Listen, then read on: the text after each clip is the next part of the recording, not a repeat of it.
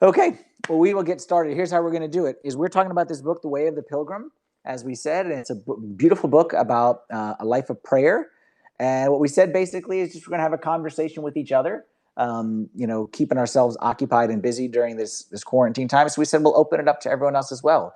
So we'll kind of discuss it kind of lesson by lesson. I got some notes here of some lessons I learned. You got some notes as well. So why don't I let you kick us off with a lesson that you learned from the book? Sure. So we're doing sections 3 and 4. So last week we discussed sections 1 and 2. Section 3 and 4, one of the first things that kind of stuck out to me on my book here, it's page 54. And it talks about his experience about how he became a wanderer, which I found was a fascinating story because up to this point, we actually have no idea how he became a wanderer. And it's really a tragic story. Yeah. Where basically his brother, if you haven't read the book, spoiler alert, his brother is angry with him because he got an inheritance from his grandfather, and his brother goes crazy and burns the house down while him and his wife are both in it. So they lose everything. But the one thing that he remembers, or one of the things that he remembers, he says here on page 54, which was fascinating to me. He says, "We barely managed to jump out of the window wearing nothing but our nightclothes. But since we kept our Bible under our pillows, we were able to take it with us. As we stood and watched our house burning, we said to each other, 'Thank God, at least we rescued the Bible.'" No one thinks that way. Yeah. If you're kind of going, and that's in the moment. Like, it's one thing to like reflect and be like, oh, at least we got this out of it. But truly, what he got out of it most was, regardless of the situation he was in, his heart was always very much connected with God. So it didn't start with this whole pilgrim story. It started before that. And we said this last time, like, it wasn't about like learning some magical formula or prayer. Clearly, he had a sincere relationship with God, and they both did. So that's one of the first things that kind of popped into my mind with the stories, is how connected he was with God, even in the midst of like tragedy. And that actually ties into one of my lessons learned. We didn't rehearse this, by the way. We're giving you guys the live, which actually was my second lesson, but it kind of piggybacks off that. There was a very nice quote in here. And my book is page 65, is what I wrote down. It's page 65. It's at the start of section 4. And he's quoting a Russian proverb. And he says, the Russian proverb is true, which says that man proposes, but God disposes. All right? That man proposes and God disposes.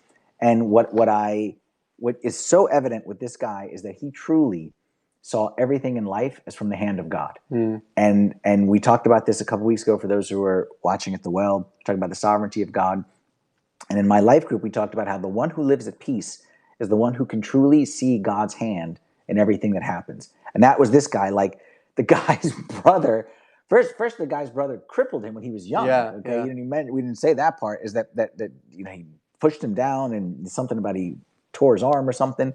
And the guy was an invalid for his whole life. But he took it as like, my brother was upset one day, and my brother did this. And then the brother burned the house down with him and his wife inside. But he didn't see it as like, where are you, God? Or how come, God? He could truly see the hand of God in it. And, I'll kind of say this to everyone who's watching. This is actually why we're doing this right here, is in the situation of coronavirus. Is we talked about this on Tuesday for those who saw the YouTube video that we did. We're not saying that God causes it. By no means. God cannot cause sickness or illness, it's the opposite. Okay, God is healing. But for sure, God is not apart from it. So the question for us is how do we respond to it? And I think the ones who are going to come out of this, quarantine period, which may be a week, 2 weeks, a month, who knows how long it's going to be, this is going to be a defining moment for us. Absolutely. And it's going to be a defining moment for our church. It's going to be a defining moment for our families, for our nation, for our world. And the question is, are we going to end up, here's where we are. We're not going to end up here. Again, I'm praying it's in 2 weeks. I'm hoping by Easter, but we're not going to end up here. We're either going to be here or here. Okay, we're either going to be, we've gotten resentful and bitter, and we've grown far from God, and we've lost our connection to God because we haven't been able to go to church and we haven't been able to connect with our friends. So, basically our spiritual life died. Or we're going to be the opposite, that we learned how to connect with God in new ways, and we learned how to worship at home, and we learned how to invest in the meaningful relationships. We see each other on Sunday and there's 10,000 people all around. But that's not necessarily quality relationships. But now we've been forced to, pick up the phone and call and say, hey, I'm asking about you, or, to invest in certain relationships. And I think all of this, I think this attitude that you describe and I'm talking about here, I think it's the fruit of prayer. I think it's the fruit of that, like the reason why this guy had it is because he was constantly in prayer. So he constantly lifted up his heart to God. So when you are praying and praying and praying and praying and praying, and then it starts to rain, you're not saying, "Where are you, God?" You're saying to yourself, "Okay, God, is this rain an answer to my prayer?" And when you're praying and praying and praying, your heart is always with God, and then someone steals from you, or your brother burns your whatever, you're saying to yourself, "Well, thank God I got my Bible." You know what I mean? So we'll throw it out like for like the way it was work. We'll each share like a lesson, and we'll give you a chance to comment. So if anyone wants to add something to this point or ask a question about this point, feel free to write it in the comments. I can see you here. I can see you down here as well. But I think this life of resigning yourself to the will of God, I think this is why we need to pray. For sure. And I love the part too, while we're waiting for people to share their comments. The part that really touched me was later on, because they rescued their Bible, they're sitting like they have nothing. And it's just him and his wife. And his wife is like, I think, cooking or doing some type of work. And he's reading the Bible to her. And all of a sudden, she's just like, just tears are everywhere. And he's like, "Hey, don't be sad. I know this is hard." Like, he's trying to comfort her. But really, her response just floors me is, "No, I'm crying because the words are so beautiful that you're reading to me from the Bible." So they're both on the same page. Yeah. And it shows you that what we talked about a little bit on Tuesday was you can be in the center of panic and chaos, but everyone around you, including yourself, can have that steady calm and that focus on God, and that impacts others around you too. So by her own right, he could have gotten that from her. She could have gotten that from him. It doesn't matter. But they were both, focused on God so much. And it's incredible that he found a wife who is like, he's like one in a million, one in a billion, and he found a wife who was the other. Yeah. Anyone online who wants to throw a comment? I saw a comment from Anne thanking us. We appreciate that encouragement, Anne. If anyone wants to add a comment online, please feel free to do so, or ask a question. We'll kind of pause here for 30 seconds or whatever it is to give you a chance to chime in. If not, we'll move on to the next point, the next lesson that we learn from there. So feel free if you want to say anything. Even if you just want to, if you don't want to say anything but you want to interact with us, you can give us those hearts down there. Okay, that's your way of kind of showing encouragement. We'll always appreciate it. Okay. Looks like no questions, no comments. So let's move on to the second lesson learned. Sure. So the second part, again, is page 62 in my book. And this part is actually, he meets a different family. So the rest of the book is essentially a bunch of stories. The third narrative is about his personal story. And then the rest of the book is just a bunch of stories about, different things. So this family is like, again, talk about one in a million. It's like the most incredible family in the history of the world. But it's basically a judge and his family, and it's like the godliest people. And he talks about how they treated him. So I'm just going to read bits and pieces of it here. First part is on page 62. This is how he's relaying what he felt about the woman in terms of how she was treating him. "I was surprised to hear what she was saying and thought to myself, am I dealing here with a human being, or is she some sort of an apparition?" I just love that phrasing, because to me, what he's thinking is like, is this real? Is this person real? Is it like an angel from heaven, basically? And I wondered to myself, like, again, not just in the midst of like these things, but just on a daily basis, like when we're dealing with people, how do people think of us as Christians when we're just, interacting with people? For us, sometimes it's a little bit easier because we're dressed as priests and we go out. Like, are people dealing with us and thinking, oh, that's, God is truly at work. God is alive. Or are they thinking that person is, nonsense?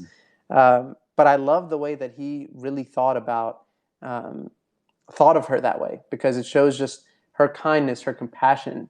He felt like she was a saint, like she was an angel in his presence. And there's another part where they're actually, the man comes home and they treat him like the most honored guest. And keep in mind, this is like essentially a homeless guy into their house. The way they're treating him isn't like a guy who needs help. Let's just be nice to him, whatever. No, they truly treat him as if he was Christ himself in their midst. And they start washing his feet, and he tries to stop them, and it's crazy. And this is in page 68. I think it's a little bit later. And the judge tells him, sit and be quiet. Christ washed the feet of his apostles. There was nothing else I could do, so I burst into tears, and they wept with me. So it just shows you kind of the outpouring of love and the amazing stories that he had. Not just he doesn't just relay stories about himself, but also the great people that he met along the way. Yeah. So I love that. For sure, for sure. I remember when I read that piece, it reminded me of Abraham when he treated the angels and found out he was being hospitable to God. And we did a series about hospitality. I don't remember when, and it's for sure one of those overlooked virtues today. But in these old times, like it was like a big deal. For them. Yeah. My second lesson learned, which actually I wrote down as my first. What I wrote down here is God sees effort versus result. Okay, God sees effort versus result. And I wrote down page 63. Okay, and I'm going to read a quote that he wrote down right here, which kind of a long quote, but I'll just kind of summarize the beginning. Basically, he's telling a story about a guy. Yeah. So basically, about this whole idea of interior prayer, okay? And he's saying about how, before we didn't really know what we were doing, okay? But he says, thus we lived quietly for 2 years. But this is what is so surprising. Although we had no understanding of interior prayer offered in the heart, and indeed had never heard of it, but prayed with the tongue only, and made our prostrations without thought like buffoons turning somersaults. I wonder if people walk into church on Good Friday and consider us as buffoons turning somersaults. Okay. Yet in spite of all this, the wish for prayer was there, and the long prayers we said without understanding did not seem tiring. Indeed, we liked them. Clearly, it is true, as a certain teacher once told me, that a secret prayer lies hidden within the human heart. The man himself does not know it, yet working mysteriously within his soul, it urges him to prayer according to each man's knowledge and power. What I thought about here, basically his point is that in the beginning, now we know what interior prayer is, and now we're experts in it, and he did this whole thing with his master or whatever. But back then we didn't know anything, but God still accepted it. For sure. And I likened it to when you have a child, and the child, I know my kids are watching, they don't care, they've heard me say this. And the kids bring home the dumb art project. You know what I mean? Like the fingers or the footprint. And I'm just like, for me, that's trash. Like, what's the point of hanging it on the fridge for a week and then throwing it in the trash? Like, let's just cut out the middle man, just throw it straight in the trash. But of course, you don't do that because kids have feelings and things like that. And so my wife likes to keep those things. And none of those things, like with all my due respect to Michael and Lizzie, Picasso isn't in our genes, okay? Or Michelangelo isn't in our genes. But you know what I mean? Like, they're your kids, so you're like, oh, and that's so great. And I kind of feel that way with like our prayers. And we're like, and we prayed, and we think our prayers, were the greatest thing. And like in the end, it's not, but God is so sweet and kind. I think of how he was with the disciples, and they kept they believed, and they didn't believe. And then he taught them about love, and they're like, can we smash the city with lightning? And they didn't get it. They didn't get it, but he was so sweet with them. And I think exactly of this point is that God knows our limitations, and God doesn't treat us like we think of ourselves as like we see it as like levels, like level 1, level 2, level 3, and like there's good and then there's bad. And God sees it as a child who's growing. And you know what? Some children, they pray the Our Father, and that's all they know, and God accepts them in simplicity. Some people, do more, but it can never be. We can never think it's because of us and because of what we're doing. I see it as we do our part, and we'll never know the connection between our part and God's part. We'll never know the connection. But we know, like, I know I'm supposed to pray. I know I'm supposed to read the Bible. I know I'm supposed to fast. I know I'm supposed to do those things. I know I'm supposed to give. I know I'm supposed to forgive. I know I'm supposed to love. What's the connection? Will God do this? I don't know those answers, But what I know is I cannot explain it, but I know what God commanded me to do, and I'm faithful in doing my part. And how he connects it in the end, that's up to him. My job is to be simple, okay? And this guy, even though he was very deep, was so simple. For sure. And you almost, it kind of goes contrary to what we think in the world spirituality is. The simplest, the most deep, the deepest, and the simplest usually go hand in hand. Yeah, we usually think depth is like complex. Exactly. Yeah, exactly. for sure. Exactly. For sure. Okay, again, we'll take a little commercial break right here from the program. If you would like to add a comment, we like using Periscope more than other channels because we say it's more interactive. But if y'all aren't interacting, then that means that we don't need to do this anymore. We can just talk with ourselves right here. But if you guys have a comment you want to say or a question you want to ask, the goal is not just to watch us like a movie, but to interact here together using the technology. So if anyone wants to comment about anything we said, or anything else, or ask a question, you're certainly welcome to do so. Someone's saying they love our sermons. Thank you so much, Pro Andrew 55. Appreciate it very much. I love your comments. Okay, thank you so much. Anyone else have anything they'd like to throw up there? I see all those hearts going. We appreciate it very much. All right. If not, we're going to keep on trucking along right here. All right, Father Timothy, why don't you give us lesson number 3? Sure. So actually, kind of right off of that, when we talk about the effect of prayer, and we don't really know the effect of prayer, and this is one of the connections he makes that I didn't really understand, but the more I think about it, it makes a lot of sense. So the context is, it's again, he's with his family and the godly judge and the rest of his family, and they go to church, and they're sitting around this table, eating together, having a meal. And they invite again, the hospitality back in the day was like a really big deal. So they have a bunch of people there. So he's asking the priest, the pilgrim is asking the priest about like his prayer life and things like that. And the priest who was eating said, I love to listen, but as for reading, well, with all due respect, I do not have the time for it. The minute I get home, I have so much to do, so many duties and concerns to attend to. I hardly know where to begin. And then when I heard, the pilgrim is talking, in his response, he says, when I heard this, I shuddered. But the mistress who was sitting next to me grasped my hand and said, Father speaks this way from humility. He always humbles himself, but he is righteous and the kindest of men. He has been a widower for 20 years now and has been raising a whole family of grandchildren, as well as serving frequent services in church. Her words reminded me of the following saying, the nature of things measured by interior disposition of the soul, that is the kind of person, one will determine what he thinks of others. He goes on to say, he who has attained genuine prayer and love no longer puts things or people into categories. He does not separate the righteous from the sinners, but loves all equally and does not judge them, just as God gives the sun to shine and the rain to fall both on the just and the unjust. Mm-hmm. So I know that's a little bit long, but essentially the gist of it, why I love that so much, is he talks about he connects prayer with action.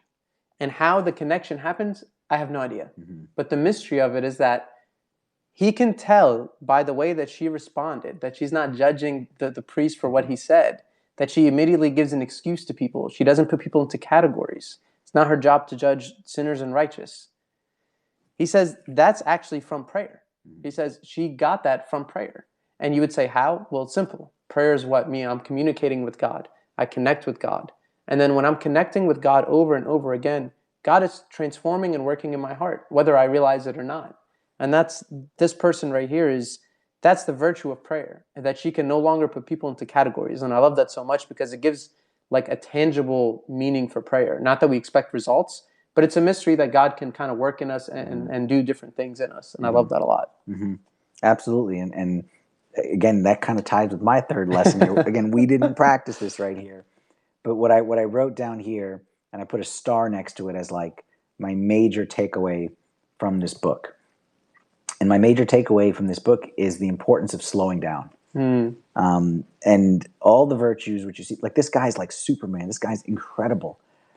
And it all comes back to one thing, is that he took time out to pray, and he made prayer a high priority. And I'll be honest, I'm jealous when I'm listening to him say like, I woke up in the morning, or I was with those people and my heart was yearning to pray. And I'm like, man, I would love another level. Because if we're honest, like we're usually the opposite of like I'm in prayer and I'm yearning to get out of prayer and go hang out, So I'm jealous of the guy, and I think like prayer begets everything. Mm-hmm. Prayer, I think we talked about this last week, is not the fruit but the root.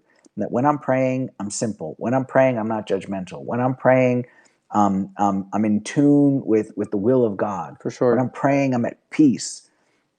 And what I wrote down here is every benefit in life comes from prayer. And I need to make slowing down a priority And like, let's be honest, and I'll confess right here. Like, we're at a slowdown now with the coronavirus. For So sure. in theory, there's time to pray, but somehow the day goes by so quick, and the day is still. I still feel like I'm running, and I actually feel like in a weird way, it's. I don't want to say it's worse because I don't think it's worse, but it's less structured. So I can't predict where the next day is going to go like the way in the past. So I'm taking this. We like I said in the beginning, this period is going to end. We are going to go back to normal life. This period is going to end. It's not the end of the world. This period is going to end. We're going to go back to normal life. But the question is, how do we go back? And I want to make sure that I take this time that God gave us, and I want to really slow down. Obviously, you can't slow down 100% in some, but there can be pockets. There can be days where you say, you know what, I'm gonna close off, and I'm gonna take this time to be with God. And I really think all the benefits that this guy, all that we see here, is all from that fruit. From prayer, yeah. And I actually, the one thing that it kind of reminds me of is that quote by Pope Carolus VI. So the patriarch before Pope Shenouda, and he says something beautiful. He says, "Prayer is everything." That's one of his quotes that a lot of people know. But he also says, "There's no good days or bad days. There's days with prayer and days without prayer." That's beautiful. He doesn't categorize his days by good days or bad days. That's beautiful. He categorized his days, and he was truly a man of prayer. Like the prayer of all virtues, and he would say, like, that is the virtue of all virtues. If you want to accomplish anything, it's not about making your checklist in the morning, which I'm guilty of. It's like, okay, what do I have to get done? What do I have to do today? But he says, no, like, slow down. Prayer is everything. If you want this to be a good day, that means you're going to spend time in prayer, because the circumstances aren't going to make it a good day. It's, did you spend time in prayer or not? Absolutely. And I love that so much. Yeah. So that reminds me of that a lot. That's a great quote. I'm gonna hold on to that one. Got a question here from Sherry. Can you talk a little more about how prayer teaches us to love others and not judge others? You brought up the not judging one, so I'll let you kind of handle that one. Yeah, I think for me, at least, when you're consistently in the presence of God, God does one of two things.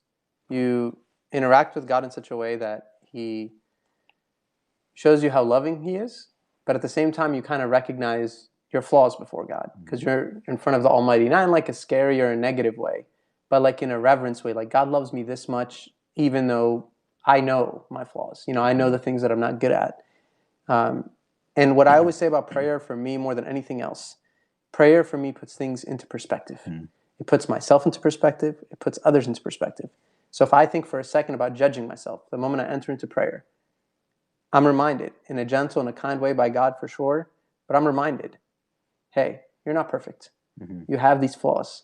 Because I'm in front of the King of Kings, I can't not but recognize, my flaws.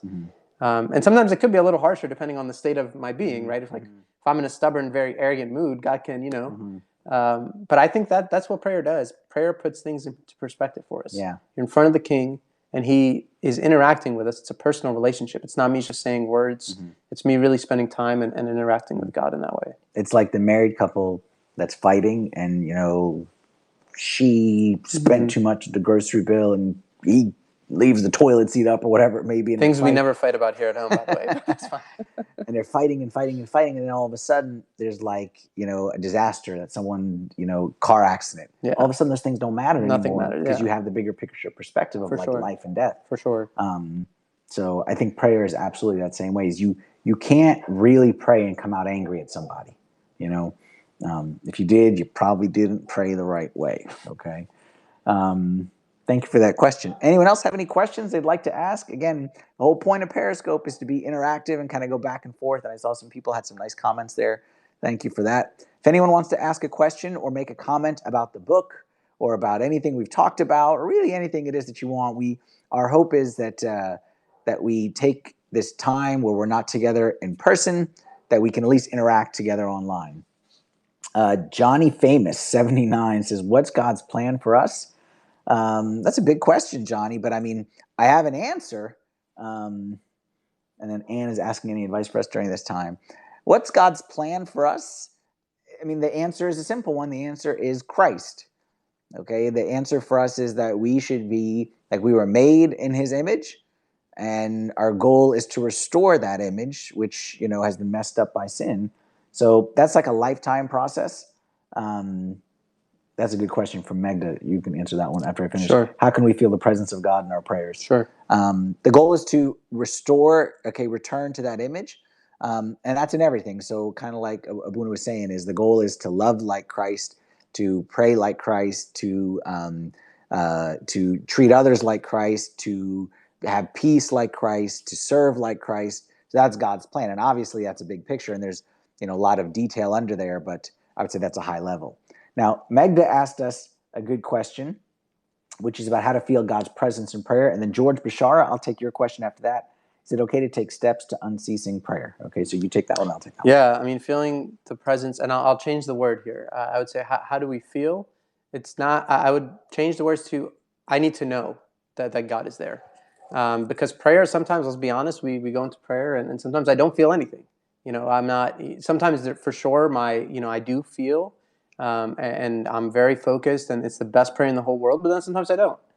And that's okay. That doesn't mean that God is there any less, is kind of what I want to say. Mm-hmm. It's not about feeling that that God is there or not. Know that God is there. Once you interact with God, know that He is near, just like we talked about at the well. With that being said, there are things you can do to help you kind of focus a little bit more.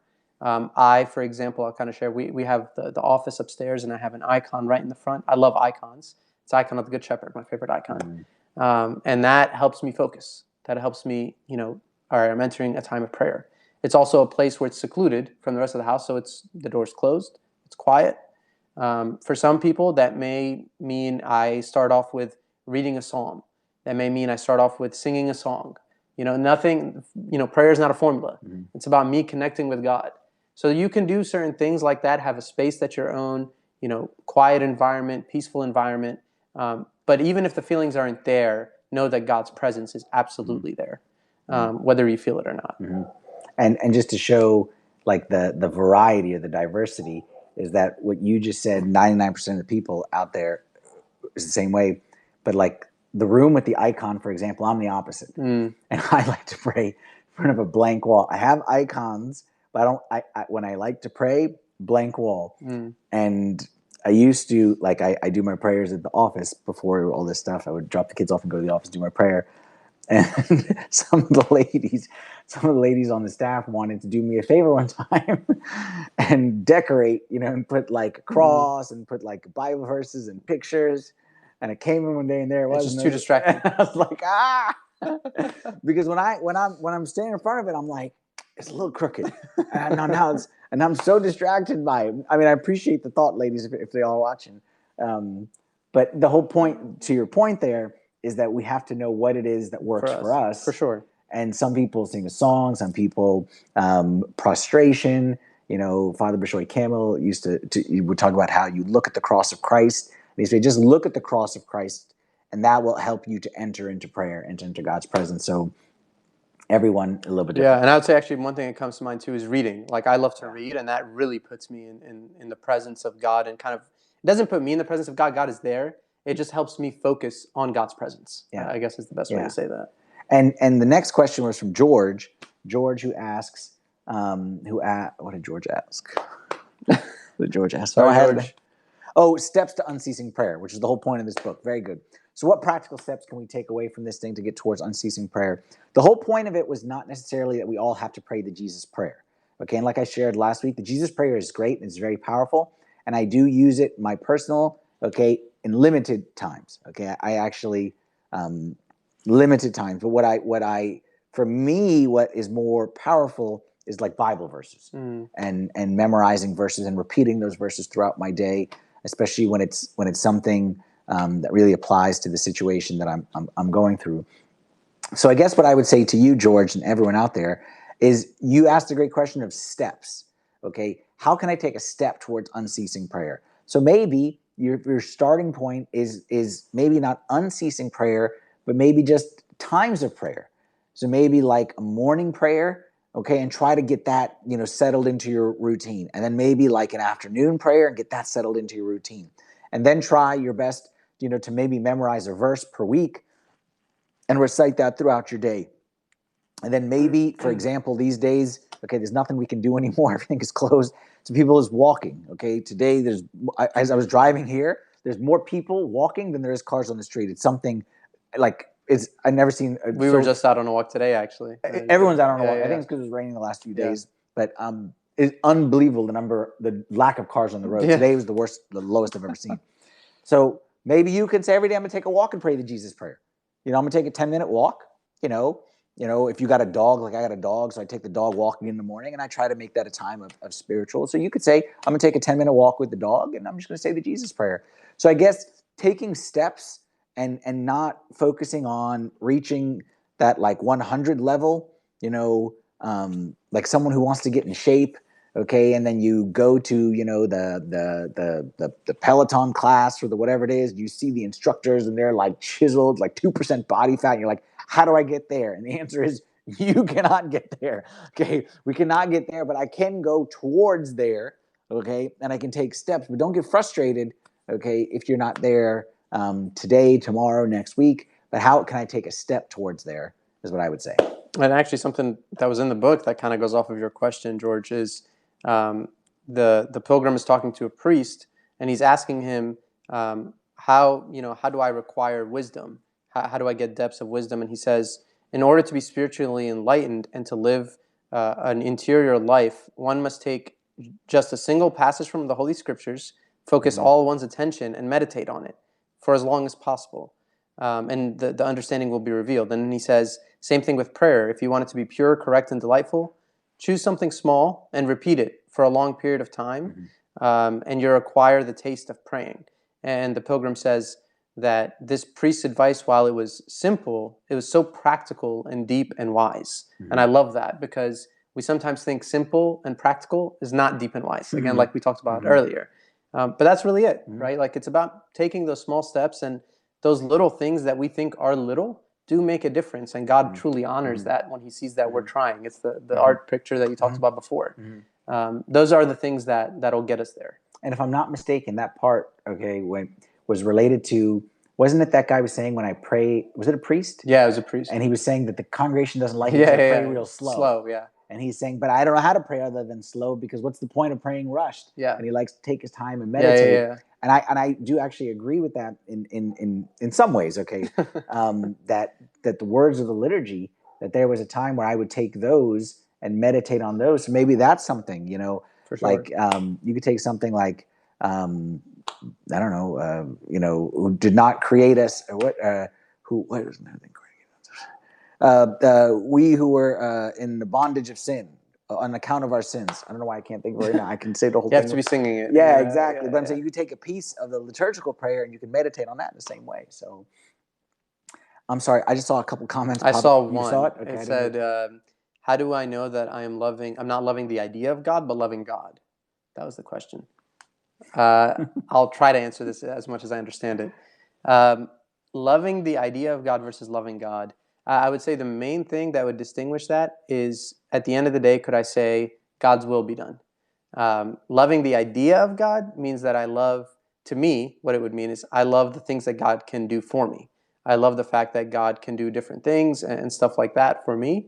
But loving God himself is saying, I love the person of God, and whatever comes his way, like we talked about earlier, is truly from the hands of God.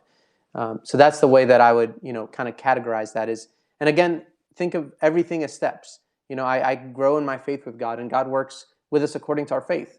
So I think early on, maybe it is by a step-by-step process based on what God is giving and the blessings. And then I look up to God. But if God knows that the blessings are going to actually distract me, maybe then the blessings aren't there. So God works with us each individually, not just like on a mass scale. So again, everything is a step-by-step process.